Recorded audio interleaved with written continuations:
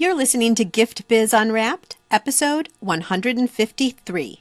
And next thing you know, I was like, why not do an Etsy page? Attention gifters, bakers, crafters, and makers. Pursuing your dream can be fun. Whether you have an established business or are looking to start one now, you are in the right place. This is Gift Biz Unwrapped, helping you turn your skill into a flourishing business. Join us for an episode packed full of invaluable guidance, resources, and the support you need to grow your gift biz. Here is your host, Gift Biz gal, Sue Monheit. Today, I have the pleasure of introducing you to Jodi Pavey. Jodi is the owner of J Pavey Designs, located in the San Francisco Bay Area. On her Etsy shop, you will find handmade knitted fashion accessories and home goods. Her love of knitting started as a hobby and quickly transitioned into a business 12 years ago. Today, Jodi is a designer and shares her love of the craft through teaching, knitting, and crochet. Welcome to the show, Jodi. Well, thank you so much, Sue. It's such an honor to be with you. I am thrilled that you agreed to be on. We've talked a little bit randomly online before, but I've never heard your whole story. And like I said to you in the pre-chat, I want to find out about it online with everybody else here. Oh, well, thank you. I'm glad to share it with you guys today. As we get started, you know this because I know you've been listening for a while, but I like to start out in a little bit of a different way. And that is finding out about you through a motivational candle. So if you were to share with us a color that resonates with you and a quote that would make up your perfect candle, what would the quote and the color of your motivational candle be? Well, I found this question very unique, and I had no hesitation about my color. I love color, but my color is blue. And the reason I picked blue is because every morning we wake up, we know the sky is going to be blue. Regardless if there's a cloud layer or it's raining, we know above all of that, it's blue. So for me to know that the sky is blue up there, I know it's a new day. I know it's a fresh start. You can always refocus. So that's why my color is blue. Now, as far as a quote relating to that, I pulled up a quote that's actually my quote this year. And I'm relating to it because, like I said, blue to me is like a new day. So this quote that I pulled up was Joseph Campbell. And the quote actually states this: "The cave you fear to enter holds the treasure you seek."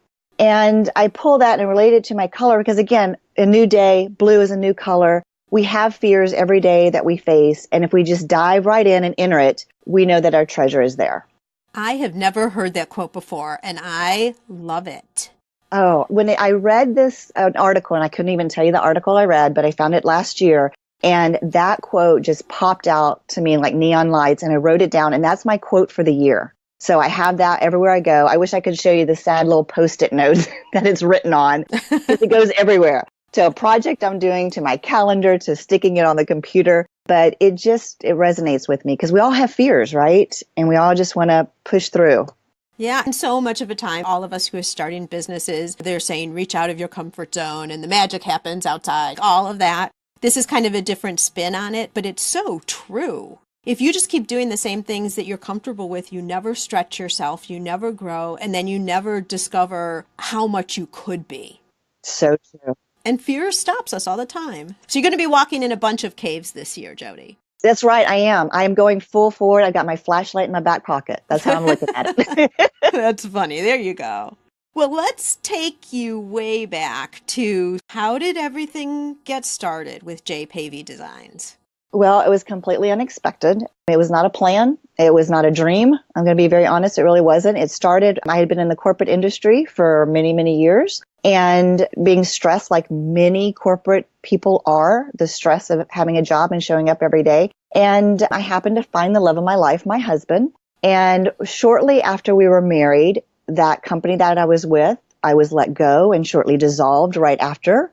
And I'd never experienced that before in my life. I had never lost a job, never been laid off, never had a company I'd been with demolish, come apart. And my husband was like, now is your time to do something you enjoy. And I'd always been a crafter. I learned from my grandmother when I was 12 years old. She taught me very early on to do things with your heart, to work with your hands. She was a seamstress. And I always fell back on that. On bad times and stressful times, just pull out a project and work on it.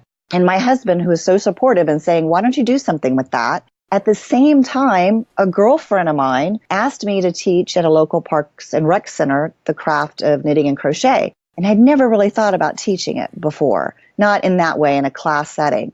And I thought, well, what else am I doing? I'm unemployed right now. Let's take a look. Let's see if we can have some fun with it. And Sue, it dominoed from there. The class went well. They asked me to come back. At the same time, I was doing my designs, and I had gotten into this little boutique at a company. In the Bay Area, there's a lot of corporations. I had heard about this one corporation doing a boutique, so I kind of jumped in and I called, and the woman was like, we'd love to have you. But that was the first opportunity I got to sell the items that I had made and designed myself, and it was a success. And those two things happening at the same time, I was a little hesitant, but I thought, well, let's just see what happens. And I was truly blessed because another city contacted me to teach in their location. I found another boutique that I was able to hop into to sell my items. And next thing you know, I was like, why not do an Etsy page? So I did an Etsy page. Oh my gosh. It just kind of went from there. And I think the biggest push was that first year I set up my business, got my business license, established everything, got my Etsy page, started doing and selling. And I went to my tax guy and he was like, oh, how sweet. You have a little craft business. Oh man, doesn't that burn you? Oh, but it got worse. He was like, now this isn't going to last. So I just want to prepare you. Oh, Sue, that fired me up. Good. I was like, more right here. You just wait. And I am glad to say you're 12 right here. And last year, like, it takes time to build. We got to be patient. One day at a time, 1 year at a time.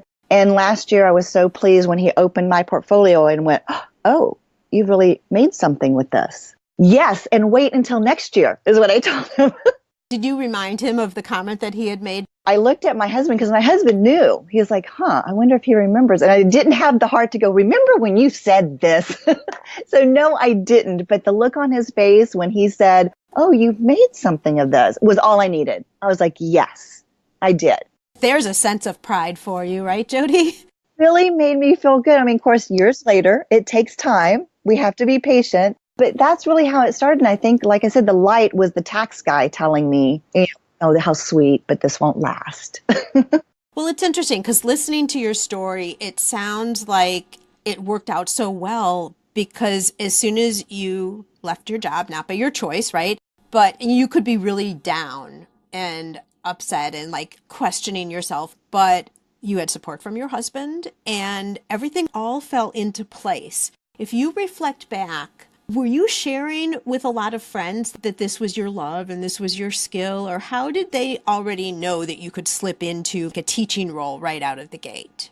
The girlfriend who asked me to teach, her and I would get together and work on projects. She was an avid knitter as well, and that's how she learned about me, and that's how she approached me with the teaching. But I want to say this, and I can't be alone in this, Sue. I can't be.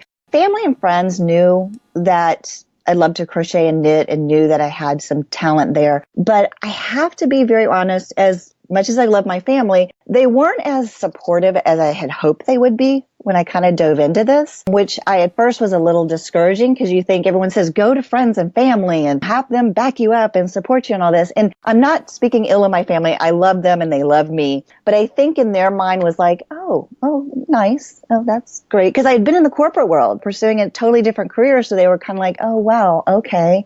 And I didn't get a lot of support in that aspect. I'm so glad you brought that up. I mean, these are two things now. Like the first part where I was going with all of that is I think by you exposing multiple people to the fact that this is what you love to do is a good message for all of our listeners who have a hobby or a craft right now, but they don't have it as a business, is to make sure people know just on the side, because subtly, without you even knowing that this was going to be something for the future, the word was out. Now, yes, you were with your friend and you were doing it together, but you never know where those opportunities come from. And I never thought of that before until now. If you have a hobby you love, not that you're even looking now at turning it into a business, but let people know about it. You never know what could happen from there. You don't. Like, I would have never thought she was connected with one of the cities to even get me the job. And I knew her for quite a while. You don't know who people are connected to.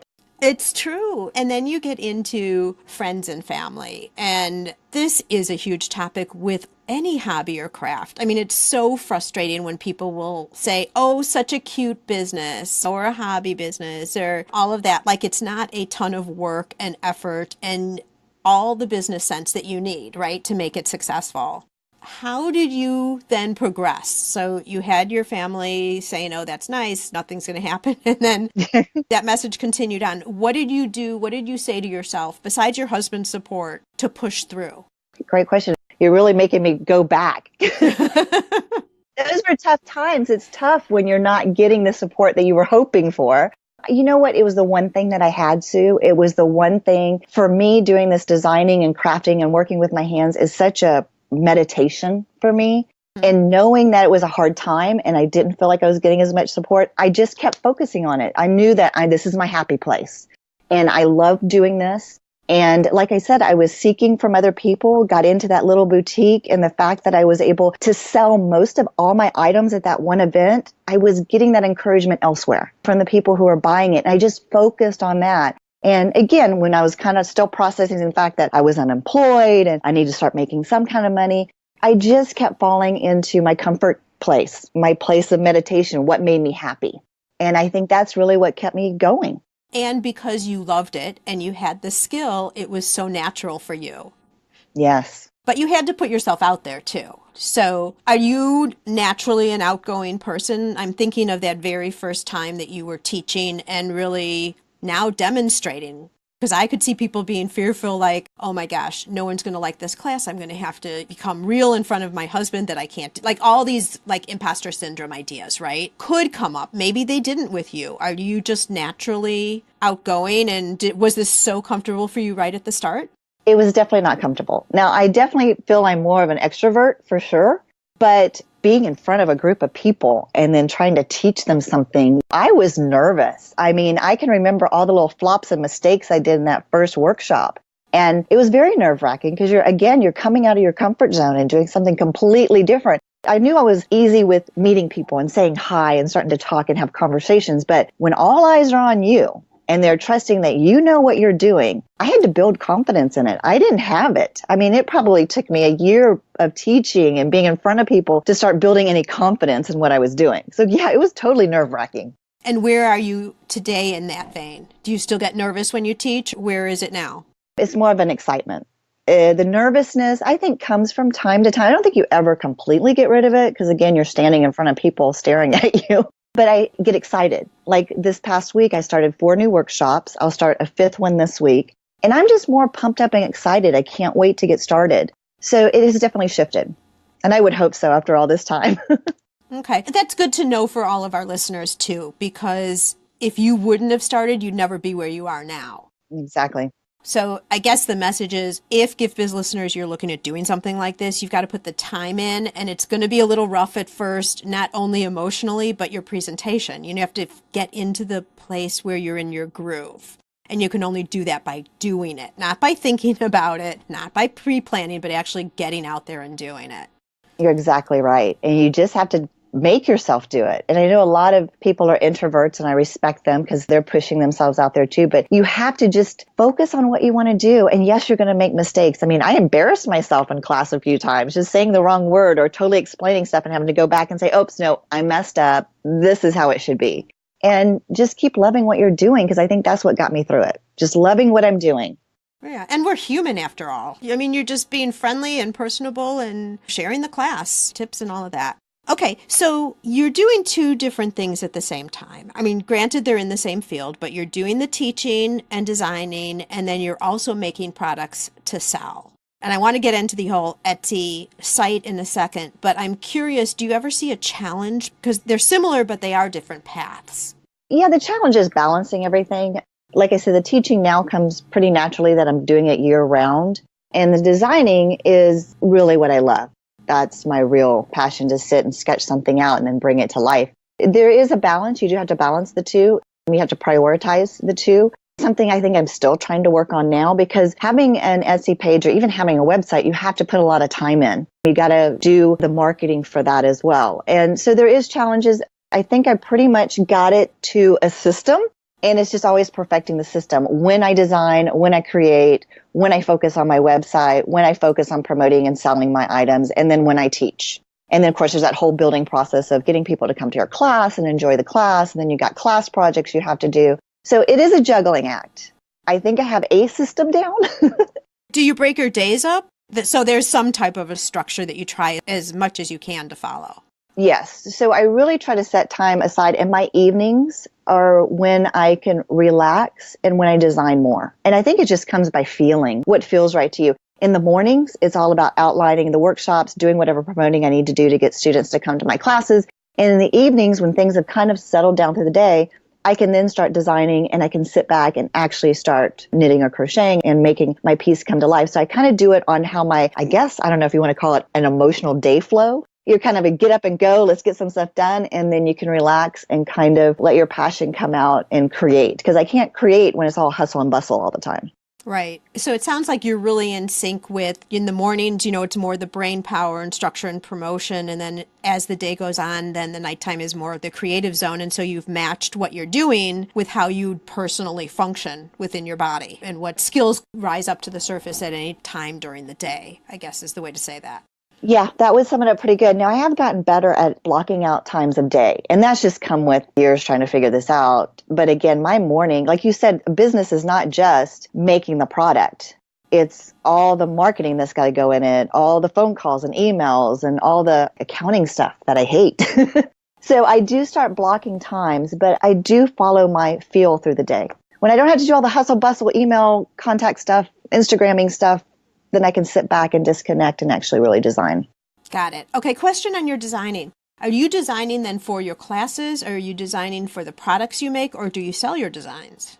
Well, it's funny. You asked that. When I first started this, I was like, how am I going to teach and design and do all this at the same time? And that's kind of taken me a process. The designing is very separate from the teaching because I teach so many classes that I can't design something for every class. That was just foolish for me to even think that I could have. So what I really do focus, because I want my teaching to be a community. I want people to know what's out there. It's not about me. It's about what is out there. So I bring in patterns from other designers. I find catalog patterns that they may enjoy.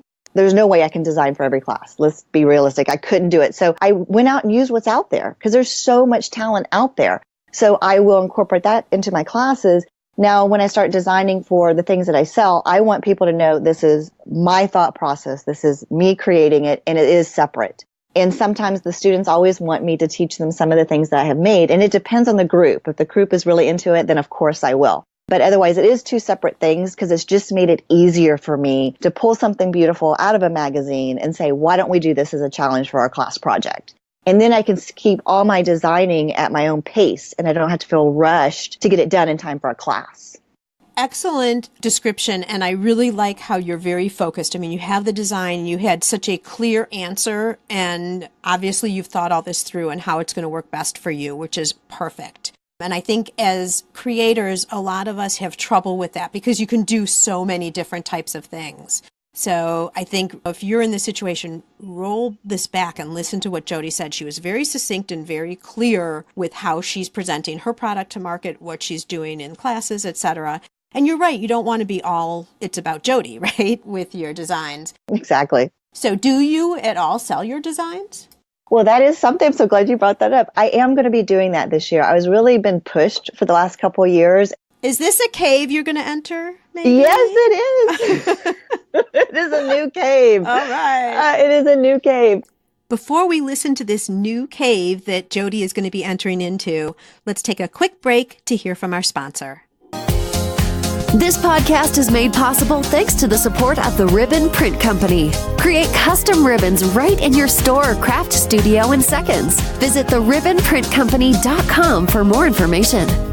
But I had been asked for years to sell. I mean, when I'm at these boutiques, some people come up and they're knitters and crocheters, just like, do you sell this pattern? And I was like, no, I don't. And after so much time, I thought, well, finally I should. And then I got some nudge from some other entrepreneurs I knew. And so, yes, my patterns, I have several written. I'm going to start releasing them. And I finally feel, I guess, confident because I wasn't so certain about it. It's one thing to make it and someone feel it and touch it and wear it and like it. And then to know that someone's like, yes, I want to make that. I want to do what you just did is kind of definitely a cave I'm entering into. So I am excited about that. And in addition to that, I'm finally getting into making videos, YouTube videos, which is another dark cave.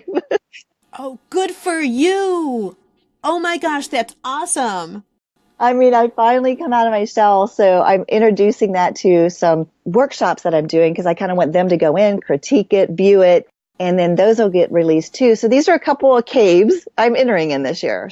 Good. And you just claimed it. It's now out to the world, Jodi. I know. Last year I was like, there's that saying, some people say, well, if you say it, you probably won't do it. And then you hear the opposite. Well, if you don't say it, you will do it. It's like this controversy of, do you say it or do you not say it to people? I said, if I say it, then I feel an obligation to do it. So for me, I have to put it out there. So last year I started putting it out there and telling my students. And so I was like, they're going to call me on it. They're going to call me on it. So I got to do it. Well, so are we. You just put it out there in a big way. So it's happening. I know.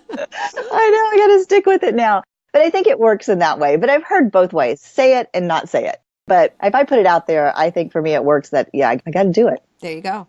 Let's talk a little bit about Etsy. For somebody who is listening now, who is just starting, so they don't have a website presence yet, take us through setting up a shop and what you feel in terms of managing an Etsy store.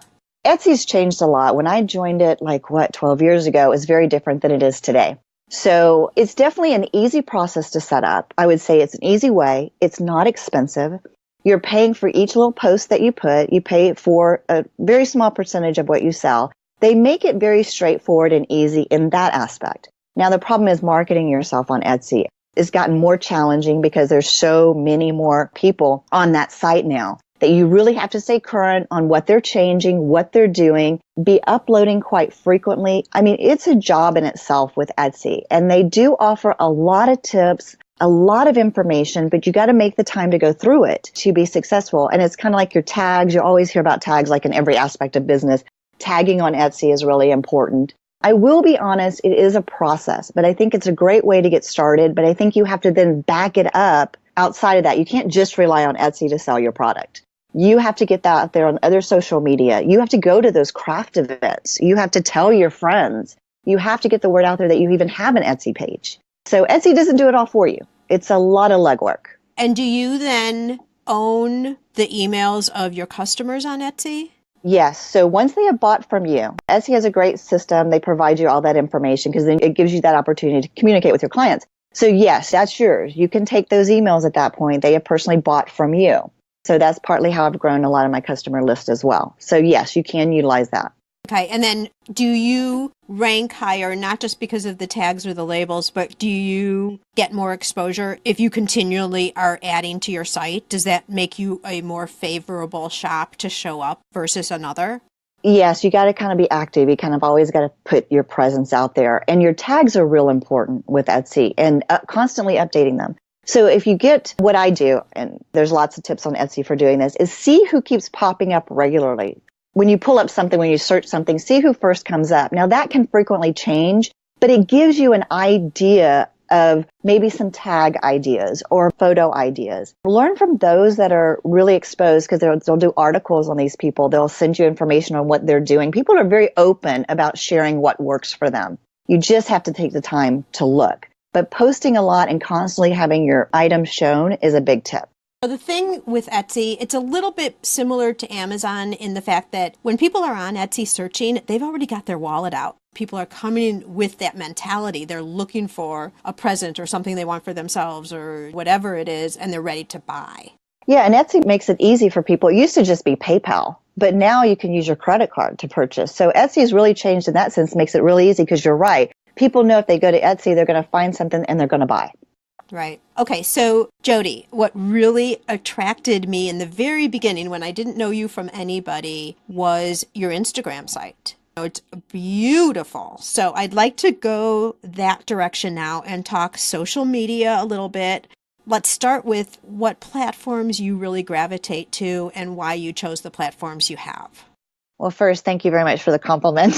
It's always nice to hear you're doing something right. So I appreciate that. But the social medias I use focus is Instagram and Facebook. Those are my two. I like Instagram because in a lot of ways it makes it really easy for us to just upload pictures and make comments. But my Instagram page has taken its path. Let me just say that. You constantly have to kind of figure it out, play it out, see what works. And I think what really worked for me is I got a photographer. Now, sometimes, I did photography way back as a hobby, so I have some little bit of skills in doing some pictures that I do, but I invested in working with a photographer. And she is what helped change my Instagram. And I know for a lot of people, and for me, it was hard because what money do I have to hire a photographer? I found someone who was also learning photography and was willing to make a little money, what I could pay her. And we kind of worked together, kind of collaborated. I'm helping her, she's helping me. And that was honestly the big shift that I made the last 2 years with my Instagram, is actually really working with someone and not just doing it myself. And are you working with the same person now that you've been working with since you started? Yes, I am, because she's grown exponentially and we've grown together. And the great thing is we still work together and we'll still help each other out because we're still growing and we're still learning. So yes, I still work with her and she's awesome. I didn't know that. I thought you were doing your own photos. Tell us how it works that you're working together. I don't even remember how exactly we met, but I knew she was into photography. I had seen a lot of her stuff because she had posted some things, and I just approached her. And I said, I don't know where you are in your photography, but I'm looking for someone who can help me. And she didn't do any kind of photography like this, no product photography at all. And so it was really like, well, can we experiment together and see if this will work? Because I'm happy for you to put this on your portfolio if this would help you in future jobs. And it would definitely help me in getting more photos done faster than if I did it myself. And that's how we started working together. And we just kind of negotiated because I didn't want her to do it for free. I knew she was spending a lot of time because it's a lot of process doing editing. But we really worked out a good deal that both of us could swing and we didn't feel pressure. And we just really collaborate in the sense that I really have to outline what I want and what I'm looking for. So we do collaborate in the sense that I'm like, this is what I need. I need my pictures to look like this. I need to make it to look like a magazine. I have to kind of guide her in what I expect. And then she just works the camera lens and we work it together till we're getting exactly what I'm hoping to get out of it. Because again, she wasn't a retail photographer when she started with me. Well, the thing that's so great about that collaboration is it's going to be beneficial for both of you. So great idea, you guys, when you are in chamber events or you're looking for a photographer like Jodi is, that's where to go. If you can do something that is mutually beneficial, fabulous. How often do you do photo shoot? What's behind all of that? Well, I do it on a couple of different things.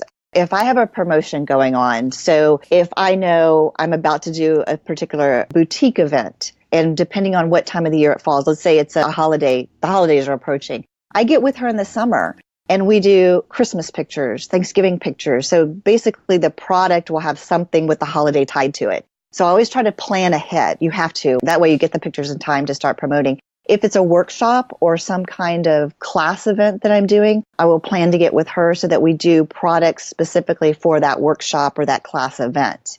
So you do have to kind of think ahead. You have to plan ahead. And so I collaborate with her anywhere from 3 to 4 times a year. And it's usually like a full day event. And this last one, we did a shot with her through the holidays, but it wasn't a holiday event. It was funny because Christmas is all around us. And I'm like, we can't go anywhere with a Christmas tree or Christmas lights. And we had to make sure all the decorations were not in the pictures wherever we went because I needed them for the winter season.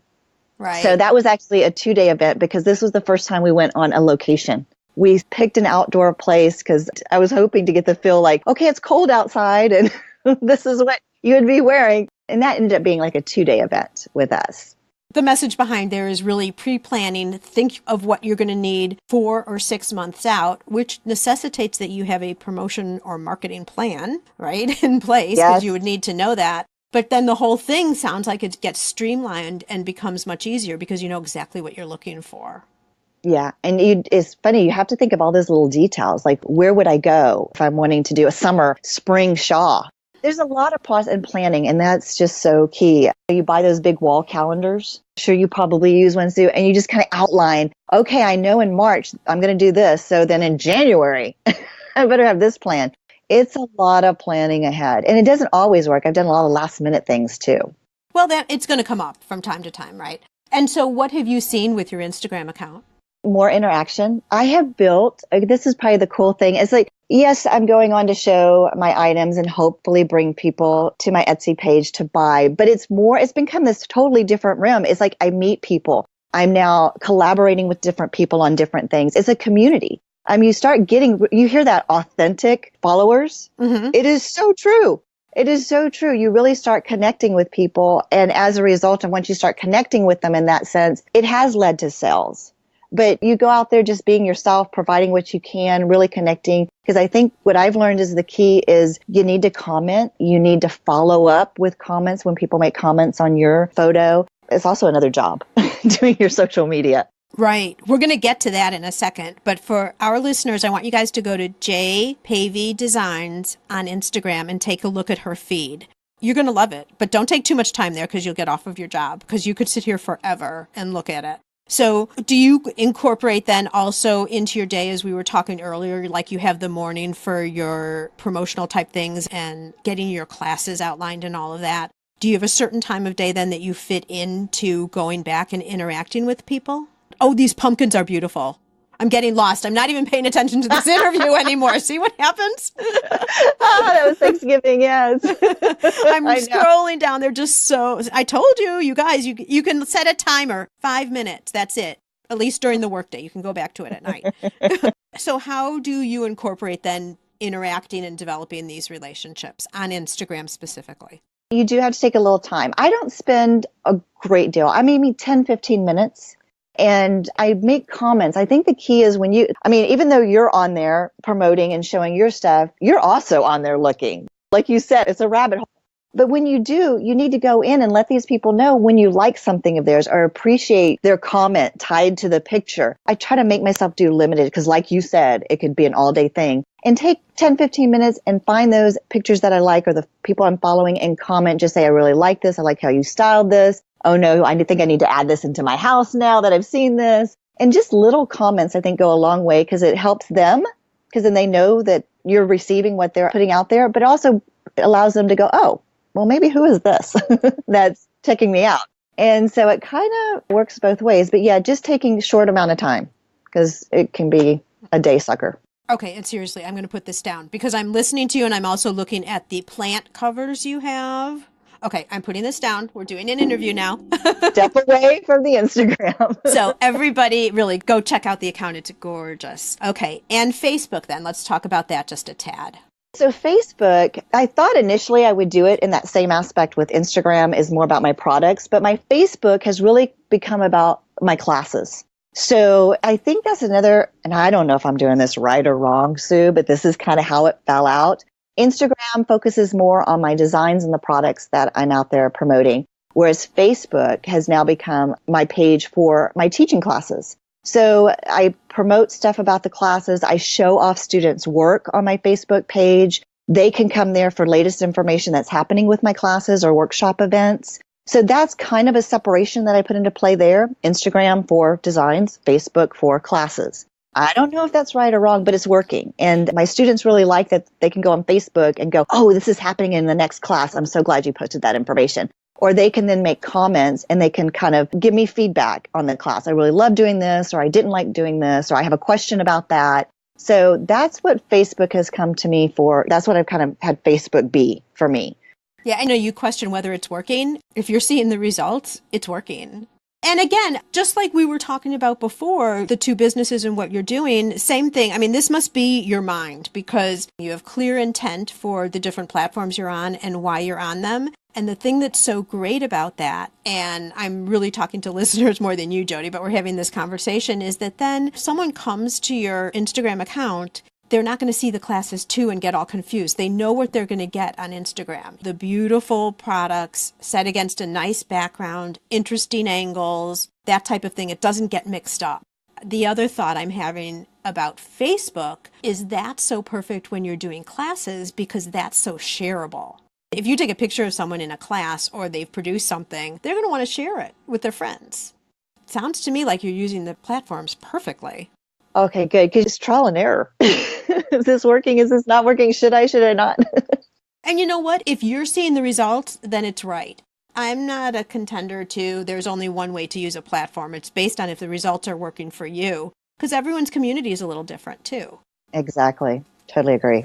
So let's move on now and talk a little bit more about customer service. How do you retain students for your class or get people coming back to purchase more of your products? What types of strategies do you have in place for that?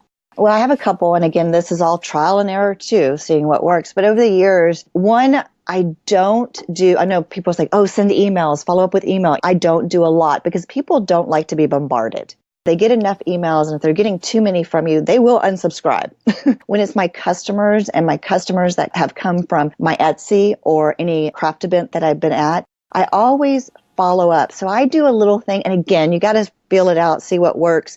But I always follow up to make sure they receive their package and that they're happy. I always ask for feedback because the one thing I even put on my Etsy page, I want you to be satisfied. If you receive something that I've made and you've decided it doesn't work for you, there's no point in you throwing it in a drawer and never wearing it.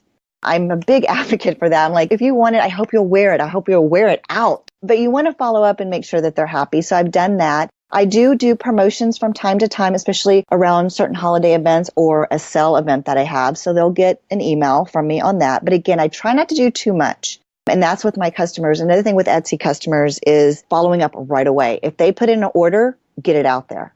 When I've been at craft events and people will do custom orders with me, I give them a date and time to expect it. And if that changes, communicate with them right away. Let them know I'm a little delayed in completing this project. Here's my new deadline. Are you okay with that? And because I think being very honest with your customer on a product that you're making and delivering, they're fine with that. And I've never had anyone go, well, no, if you have to delay, I'm not going to take it. I've never had that happen. I've just said, hey, this is the deal. I've had to push back for a week. But I think that constant communicating, letting them know what goes on, sales or holiday events or boutique events that I'm doing, it keeps them engaged. With the teaching, I have found that I have to be a little bit more active because people start a hobby or a craft that they enjoy and then they get discouraged. They're like, I'm stuck on this stitch that you taught me and I just put it aside. They get discouraged and you want to encourage them more. So I think I do more active emailing and following up with my students because when we're learning something new, we can get distracted. And if someone's not encouraging you, you're going to stop doing it. Right.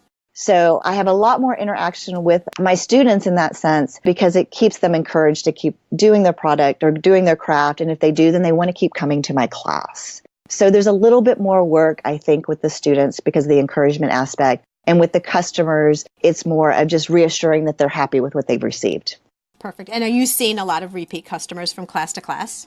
I'm so happy. But again, it's that follow-up that's bringing them back. And same with the customers when I send them like, hey, I'm having a sale or this promo or, hey, like Valentine's is coming up, that will draw them back too. But yes, I do. As long as you're staying connected, I see them come back.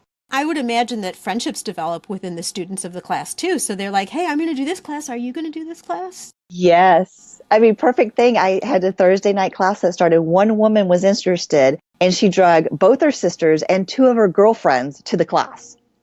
Oh, so fun. That's perfect. And by nature, you could see how that would happen easily. Oh, yeah. Because now they have a little community to get together after the class and motivate each other to keep doing what they're enjoying. Perfect. All right, so let's move on for just a few more things before we wrap up here. We've talked about how you run your days and how you stay productive. Are there any tools that you rely on to make sure that happens? My planner, as simple as it is, I still like to write. Loading things on the computer helps me to some degree, but I'm still an old-fashioned writer. I like to have my pencils out and write. So I have a planner that I carry with me all the time. And anytime there's thoughts or process or what I should be doing through the day, I have it available. And that's as simple as whatever notebook you find somewhere. Other software that I use or apps that I use, Instagram, I use Planoly. I think that's solely what I use for Instagram. I can load up all my pictures. I can put my comments and descriptions in there ahead of time, schedule those. That's a big platform that I use.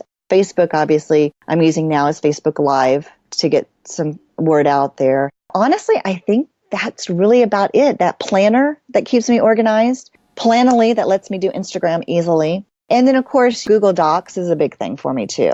So I'm not too techie, I guess. I'm pretty simple. But you know what?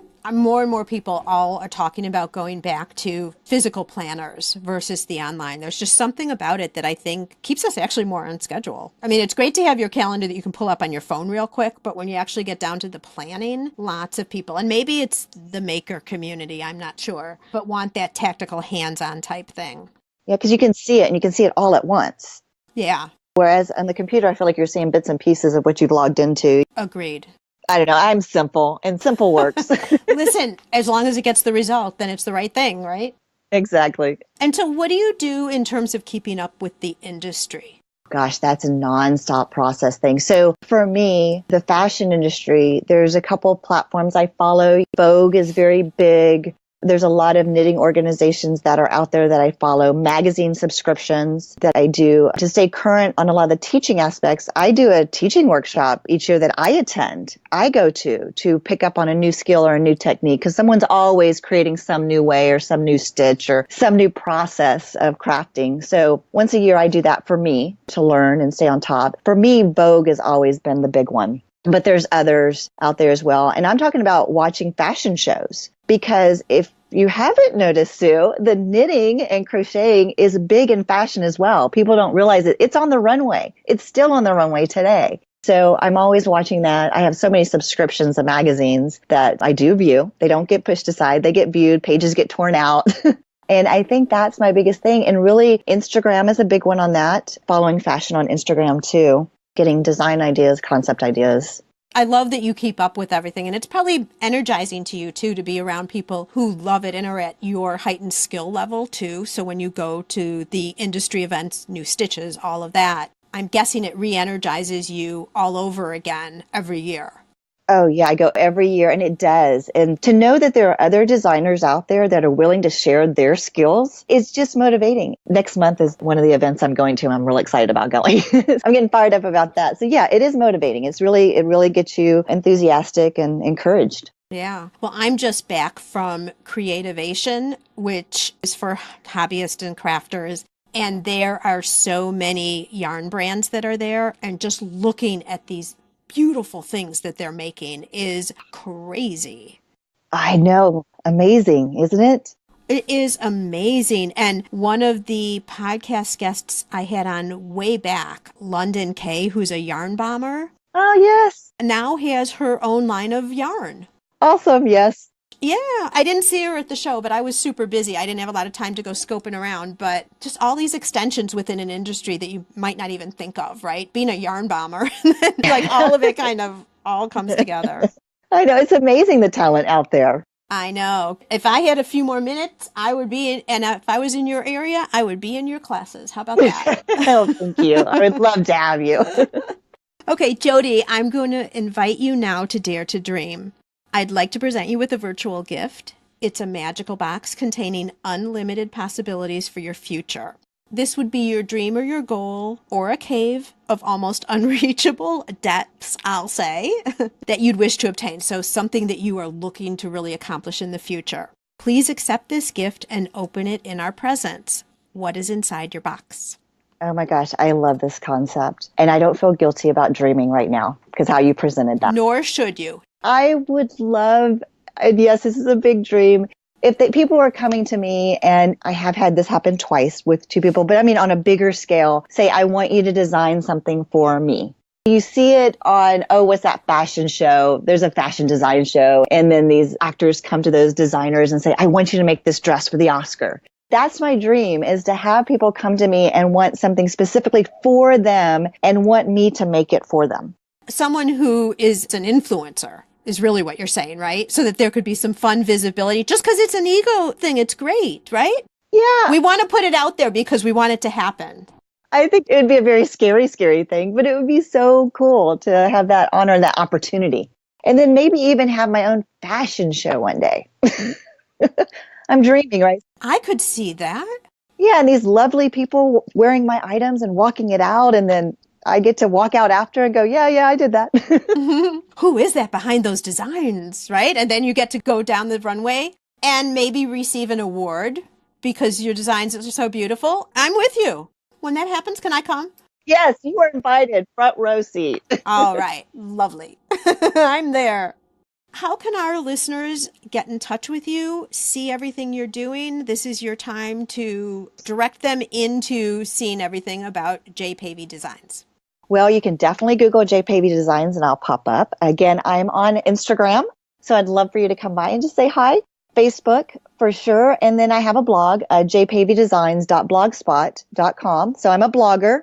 So if you're just interested in what fashion or being a knitter or crocheter is about, you can find my blog that way. And I would love for you to just send me a message and just say hi.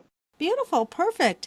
And as always, there'll be a show notes page with all the links so that you'll be able to find Jodi in that way. But seriously, this is your assignment, Gift Biz listeners. You have to go to her Instagram page and understand what we're talking about in terms of the vibe and the photos. And she pretty much laid out how she does it. Not that you're going to copy exactly her style. You're going to relate it to your product. Because I think for many people still, Instagram is kind of a questionable and unknown. And you've laid out so well, Jodi. So that's the assignment for all of us today, to go ahead and look at Jodi's and make some adjustments in our own if necessary with your own vibe and your own style and obviously your own product as well.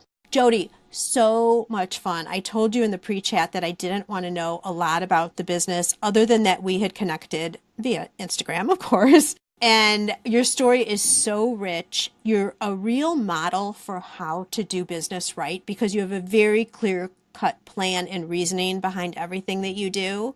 And so, Gift Biz listeners, I want you to take that too and think about that and how you can apply it to your business. Thank you so much for being here, Jodi, and much success to you. I cannot wait to see you on the runway, and may your candle always burn bright. Sue, you're awesome.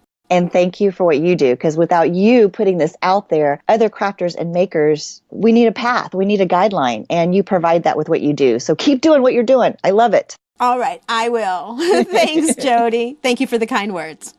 Thank you. This episode is all wrapped up, but your Gift Biz journey continues. It's your time to experience the pride and satisfaction of turning your passion into a profitable business. Join the Gift Biz Builder program and access valuable lessons, worksheets, and live Q&A sessions addressing your specific challenges. You also have the opportunity to connect with a community of Gift Biz builders just like you. Head over to giftbizunwrapped.com/giftbizbuilder and get started today. And until next time, happy business crafting.